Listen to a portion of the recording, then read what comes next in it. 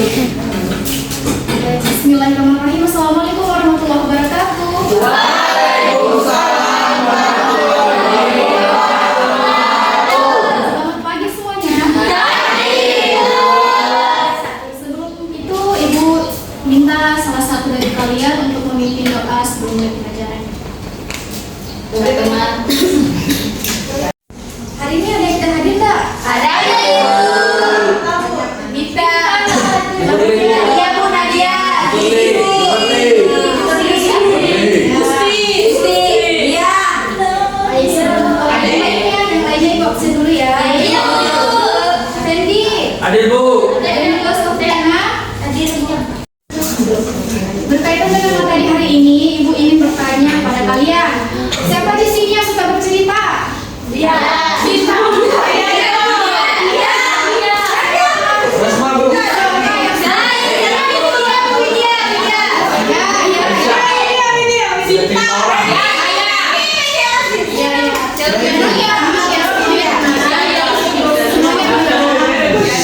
Yang punya pengalaman mengesankan siapa? Siapa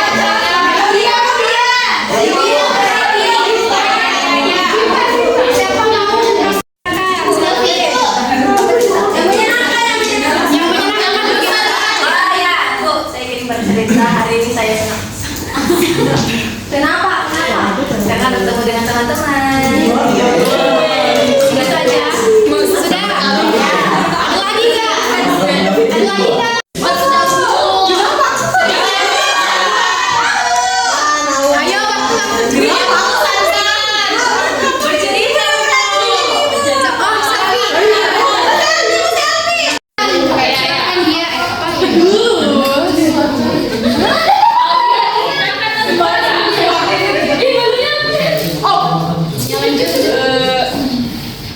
bercerita.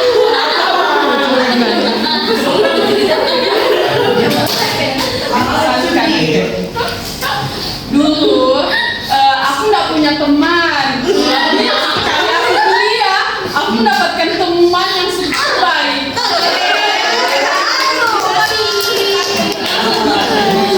Ini adalah jenis teks yang menceritakan suatu peristiwa berdasarkan urutan waktu atau kronologis. Ceritanya bisa bersifat fiksi maupun non-fiksi. Ada yang paham nggak maksud dari kronologis waktu itu seperti apa? Cerita yang berurutan. Ya, betul sekali. Nah, apalagi fungsi dari teks narasi ini itu adalah memberikan informasi dengan berbagai pengetahuan serta menyediakan hiburan bagi pembacanya. Kemudian, ciri-ciri dari teks narasi yang pertama itu paragraf narasi berisi tentang suatu peristiwa. Jadi ada Ya, imajinasi yang ada di luarnya. Ya, kedua, Di dalamnya ada tindakan atau perbuatan tokoh. ketiga, Cerita yang disusun berdasarkan pengalaman kronologis.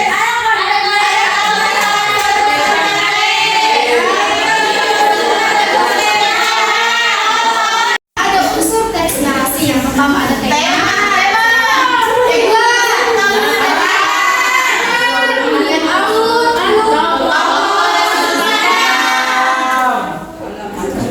ada pun struktur teks narasi yang terdiri dari orientasi.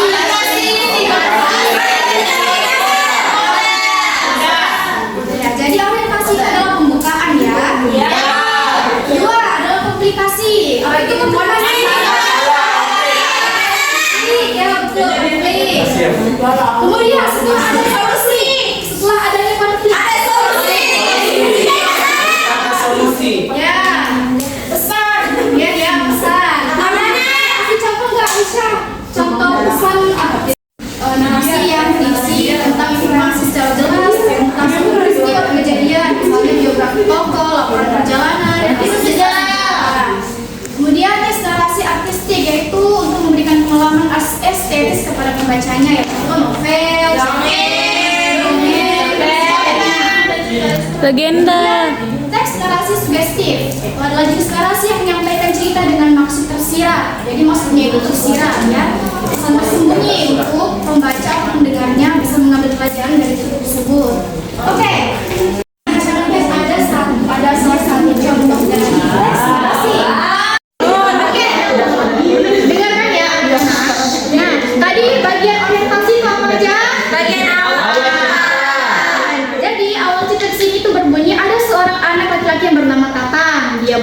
13 tahun.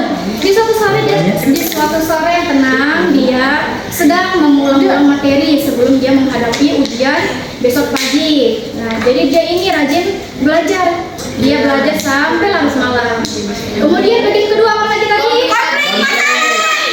Komplikasi. Melihat nilainya yang tidak tuntas, dia heran, loh kok aku gagal? Kenapa aku gagal? Padahal semalam aku sudah belajar dengan baik berdasarkan kisi-kisi yang sudah diberikan oleh bu guru, begitu. Akhirnya dia pulanglah dengan rasa kecewa. Ini memperbaiki gaya belajarnya. Dia diskusi bersama teman-temannya. Dia apa namanya? Tidak bergadang. Ya, tidak begadang. Kemudian dia mengulang materi itu dia berusaha tidak sering-sering lihat buku seperti itu. Dia memahami konsep dari isinya belajarnya. Nah, kemudian terakhir apa tadi? Koda. Apa pesan moralnya? Pesan moralnya jangan memaksakan diri. Pesan moralnya di sini adalah kegagalan bukanlah akhir, ya. Aku hanya perlu belajar dengan cara yang Lebih baik. Itu.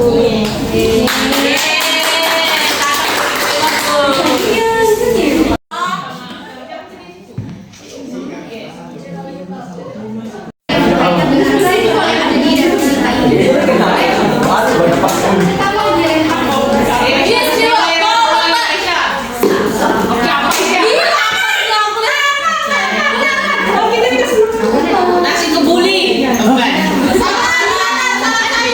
Bukan, aku ini ada faktor ini. Campur nih. Ya. Anjir, boleh tuh. Campur dulu. Ya. Tulis ya, pakai apa namanya serut. Jangan padahal ikan kamu kekerasan ya. Jadi ke MBD.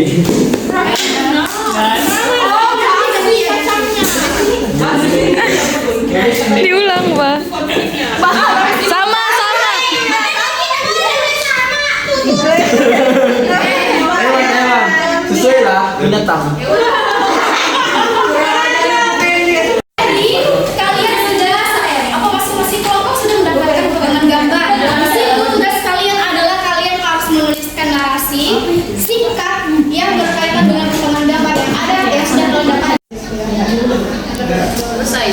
Biasanya tidak jadi.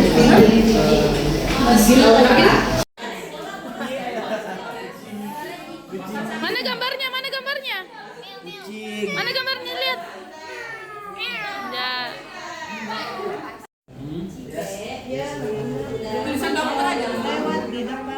Mana gambarnya? Ini. Sakit perut. Bakso. Sore itu, jadi kami dapat kunci. Namanya Cipe. Sore itu, Cipe sedang bermain di taman. Setiap hari, Cipe selalu bermain di halaman rumah. Suatu hari, Cipe keluar dari rumah saat pagar terbuka dan tidak kembali hingga malam. Ini termasuk sore lagi.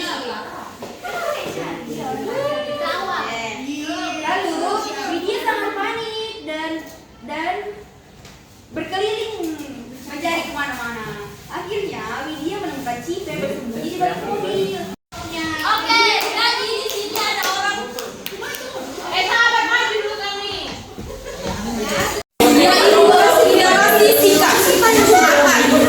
Berjudul Salah Jaga Sakit. Jadi, satu siang yang cerah, Dino merasa lapar di sekolah. Ia melihat penjual bakso lewat depan rumah dan langsung membelinya karena sangat menggugah selera. Itu disebut orientasi. Ya. Next.